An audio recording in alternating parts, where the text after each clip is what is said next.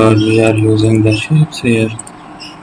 Create a new design to use. I will also explore the more options. Add a paint near it. Use the pattern stamp over that structure. Use another paint. Have another shape here to make there. Also we are going to make a new design. Explore the option. Add a paint. Use an eraser tool. Thank you for watching.